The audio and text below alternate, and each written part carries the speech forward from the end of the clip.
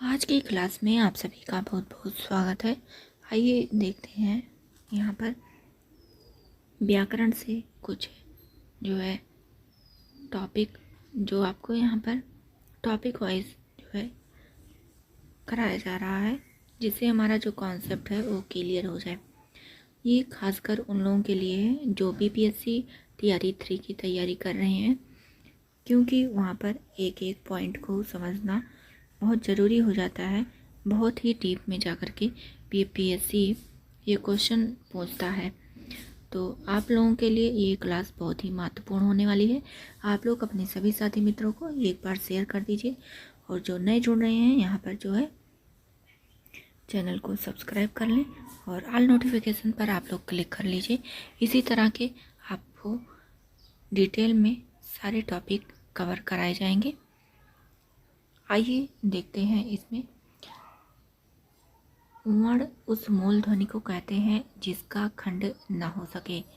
वर्ण जो है वह ध्वनि है जिसका खंड नहीं होता है। जैसे आ, इसका कोई खंड नहीं हो सकता है। ई है, इसका कोई खंड नहीं हो सकता है। हिंदी में टोटल 52 वर्ण हैं। वर्ण हमारी उच्चरित भाषा या वाणी की सबसे छोटी इकाई है। देखिए यहाँ ध्यान देने योग्य है कि वाणी की सबसे छोटी इकाई है वह क्या है? ये वर्ण है। वर्णों के उच्चारण समूह को वर्णमाला कहते हैं। उच्चारण के दो प्रमुख तत्व हैं, स्वर और व्यंजन। ये पूछा जा सकता है कि उच्चारण के दो तत्व कौन से हैं। आगे देखते हैं। स्वर उन वर्णों को कहते हैं जिनका उच्चारण बिना अवरोध अथवा विघ्न बाधा के होता है। स्वर जो है वो स्वतंत्र उच्चारित होते हैं। उनके उच्चारण में कोई विघ्न या बाधा का अवरोध नहीं होता है। स्वर के उच्चारण में किसी दूसरे वर्ण की सहायता नहीं ली जाती है। देखिए स्वर जब उच्चारित होता है तो वह जो है स्वतंत्र रूप से होता है और बिना किसी सहायता के होता है, जबकि व्यंजन के उच्चारण में स्वर का जो है होना आवश्यक रहता है। व्यंजन बिना स्वर के उच्चारित नहीं हो सकता है। देखिए यहाँ पर सभी स्वर स्वतंत्र होते हैं। ये जो है महत्वपूर्ण पॉइंट है कि सभी स्वर जो हैं वो स्वतंत्र होते हैं। हिंदी में स्वर वर्णों की संख्या 11 है। अब देखते हैं स्वर के प्रकार में। ह्रस्व स्वर, दीर्घ स्वर और संयुक्त स्वर। ह्रस्व स्वर में कौन कौन सा है? ये आपका आ है, ई है, ओ है और री है। जबकि दीर्घ में जो है 3 वर्ण हैं, आ है, ई है और ऊ है। संयुक्त स्वर में ए है, आय है, ओ और औ है। आगे देखते हैं। मात्रा और उनके भेद। मात्राएं 3 होती हैं, ह्रस्व, दीर्घ और प्लुत। ये पूछा जा सकता है कि मात्रा और उसके भेद बताइए। तो मात्राएं कितनी हैं? 3 हैं, ह्रस्व, दीर्घ और प्लुत। ह्रस्व से दीर्घ में दूना और प्लुत में तिगुना समय लगता है। सबसे कम समय जो है ये ह्रस्व के उच्चारित में लगता है और दीर्घ के उच्चारण में दूना समय लगता है, जबकि प्लुत के उच्चारण में तिगुना समय लगता है। सबसे अधिक समय प्लुत के उच्चारण में लगता है।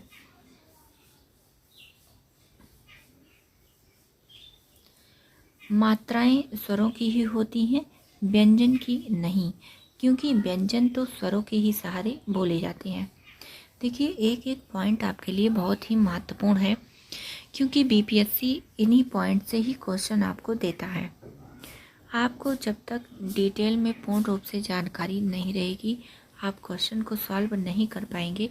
आपको एक एक पॉइंट ऑप्शन के रूप में देगा और पूछेगा कि इसमें से कौन सा गलत है या फिर इसमें से कौन सा सही है।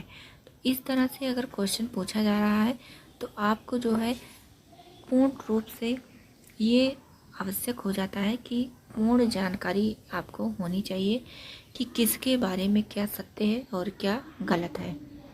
आगे देखते हैं, आपका है जब स्वर व्यंजन में लगते हैं तब उनके 10 प्रकार के रूप होते हैं। देखिए, जब स्वर व्यंजन के साथ उच्चारित होता है तो जो मात्राएं हैं स्वर की वो 10 प्रकार की हो जाती हैं।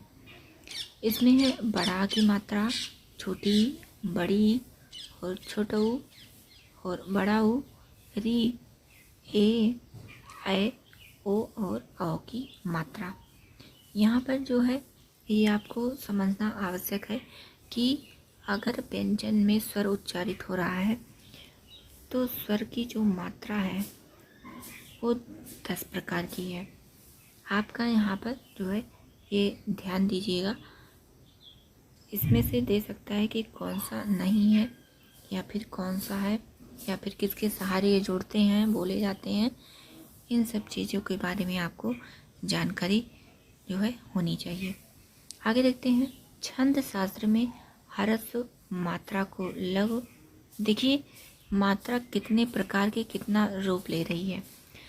छंद में ह्रस्व मात्रा को लघु और दीर्घ मात्रा को गुरु कहते हैं। क्वेश्चन जिस तरह से पूछा जा रहा है, जिस तरफ वो संकेत कर रहा है, जहाँ से पूछा जा रहा है उसी तरह से आपको उत्तर यहाँ पर बताना होगा। ह्रस्व स्वर वह स्वर मूल या ह्रस्व या एक मात्रिक कहलाते हैं। देखिए, एक मात्रिक स्वर होते हैं ह्रस्व स्वर, ये पूछा जा सकता है। और ये स्वर मूल है, जैसे आपका छोटा, छोटी, छोटा ऊ और री, ये आपका मूल स्वर में आएगा। और मूल स्वर को ही ह्रस्व कहते हैं और इसी को ही एक मात्रिक भी कहते हैं। आपको एक मात्रिक करके जो है भ्रमित करेगा कि एक मात्रिक जो है स्वर का इसमें से कौन सा नहीं है, एक मात्रिक स्वर में कौन सा आएगा कौन सा नहीं आएगा, इस तरह के आपको क्वेश्चन दे सकता है। तो ये आप ध्यान जो है दीजिए कि एक मात्रिक ही ह्रस्व स्वर या मूल स्वर है, जिनकी उत्पत्ति दूसरों स्वरों से नहीं होती है। देखिए, जैसे यहाँ पर दिया हुआ है, छोटा आ है, छोटी ई है, छोटा ऊ है और री है। इनकी उत्पत्ति जो है किसी अन्य स्वर के सहारे नहीं होती है, इसलिए ये ह्रस्व स्वर कहलाते हैं। आगे देखते हैं, दीर्घ स्वर किसी मूल या ह्रस्व को उसी स्वर के साथ मिलने से जो स्वर बनता है वह दीर्घ स्वर कहलाता है।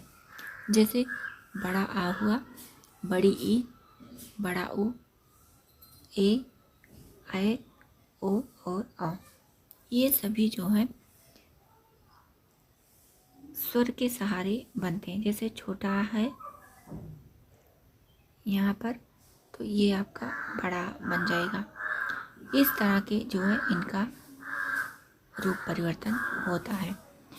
इनके उच्चारण में 2 मात्राओं का समय लगता है, इन्हें द्विमात्रिक कहते हैं। देखिए, दीर्घ स्वर को द्विमात्रिक स्वर भी कह सकते हैं और पूछा भी जा सकता है। तो आप लोगों को इसमें जो है भ्रमित होने की आवश्यकता नहीं है।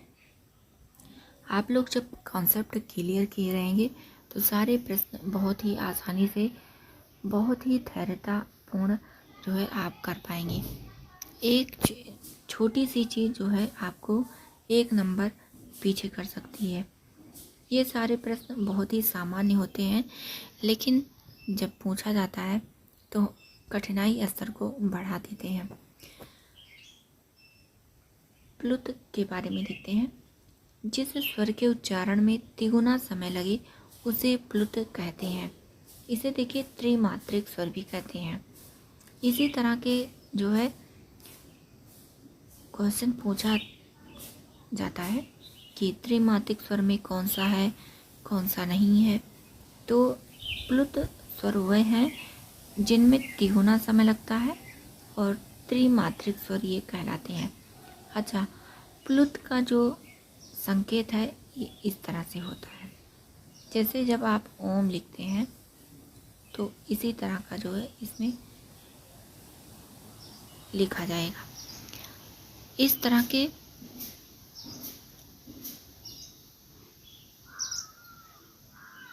प्लुत स्वर का लगभग उच्चारण आपको हिंदी में ना के बराबर ही देखने को मिलता है।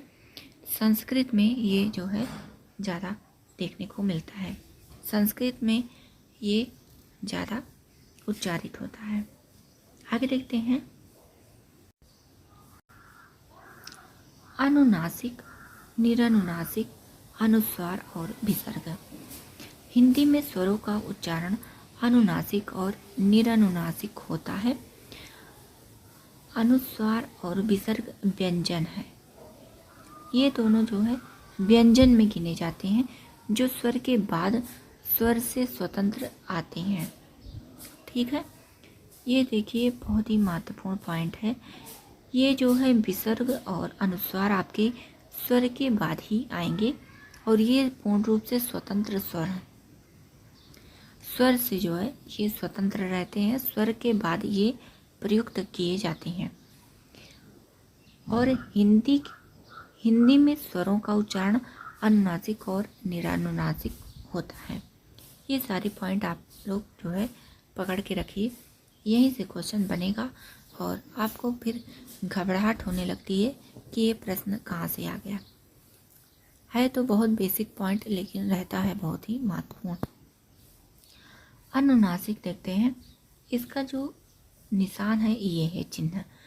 ऐसे स्वरों का उच्चारण नाक और मुंह से होता है। देखिए ये यहाँ से इसे पकड़ लीजिए कि अनुनासिक का जो उच्चारण होता है ये नाक और मुंह दोनों से होता है और उच्चारण में लघुता रहती है। उच्चारण के समय लघुता रहती है, ये ध्यान देना है। अनुस्वार, ये जो है एक बिंदी रहती है, ये अनुस्वार का चिन्ह है। यह स्वर के बाद आने वाला व्यंजन है। देखिए ये जो है व्यंजन में इसका जो है गणना होता है। अनुस्वार जो है स्वर के बाद आने वाला व्यंजन है जिसकी ध्वनि नाक से निकलती है।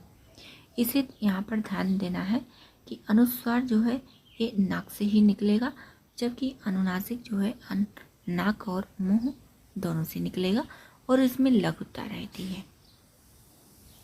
आगे देखते हैं निरनुनासिक, केवल मुंह से भूले जाने वाले सस्वर वर्णों को निरनुनासिक कहते हैं, जैसे इधर, उधर, आप, अपना, घर। ठीक है, यहाँ पर निरनुनासिक का जो उच्चारण रहता है ये केवल मुंह से रहता है।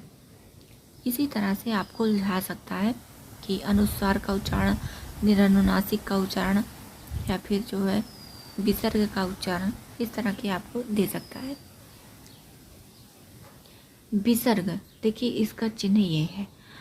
अनुस्वार की तरह विसर्ग भी स्वर के बाद आता है।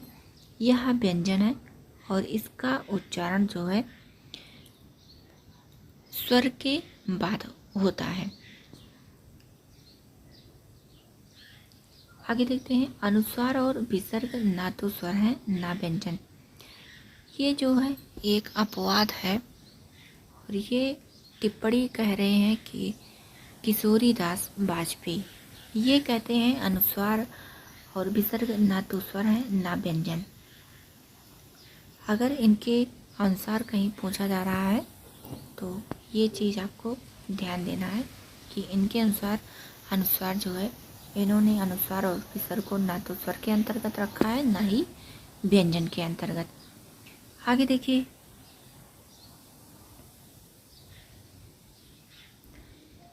व्यंजन वर्ण वह हैं जिनका उच्चारण स्वरों की सहायता से होता है और ये व्यंजन जो है 33 है।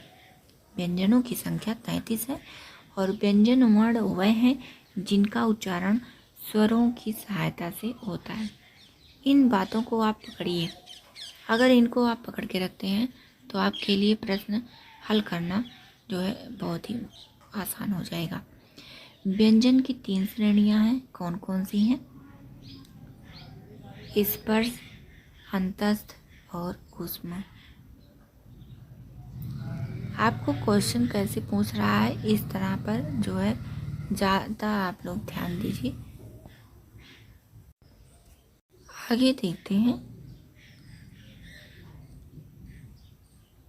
स्पर्श व्यंजन को वर्णीय व्यंजन भी कहते हैं। देखिए, स्पर्श व्यंजन को ही वर्णीय व्यंजन कहते हैं। अर्धस्वर या अंतस्थ व्यंजन ये 4 हैं, या, रा, ला और वा। देखिए, कहीं कहीं अर्धस्वर जो है या और वा को ही माना गया है, लेकिन ये वासुदेव नंदन की पुस्तक है, जो कि प्रमाणित एक प्रकार की पुस्तक है। इसमें जो है अंतस्थ व्यंजन और अर्धस्वर को 4 ही माने हैं। तो आप लोगों को ऑप्शन के हिसाब से तय करना पड़ेगा कि कौन सा आप सही कर रहे हैं। अगर ऑप्शन में कोई एक ऑप्शन है या वा है तो आप उसे ही सही करेंगे। यदि उसमें या, रा, ला, वा चारों है तो आप चारों सही करेंगे, क्योंकि यह एक प्रमाणिक पुस्तक है और मुझे लगता है कि आपको ध्यान देना चाहिए और प्रश्न की प्रकृति के अनुसार आपको उत्तर देना चाहिए। ऊष्म व्यंजन, इनका उच्चारण रगड़ या घर्षण से उत्पन्न ऊष्म वायु से होता है। ये 4 हैं। देखिए, यहाँ पर आपको ये न पूछ करके ये पूछ सकता है कि इनका उच्चारण किससे होता है। रगड़ और घर्षण से उत्पन्न वर्ण को क्या कहते हैं या व्यंजन क्या कहलाते हैं।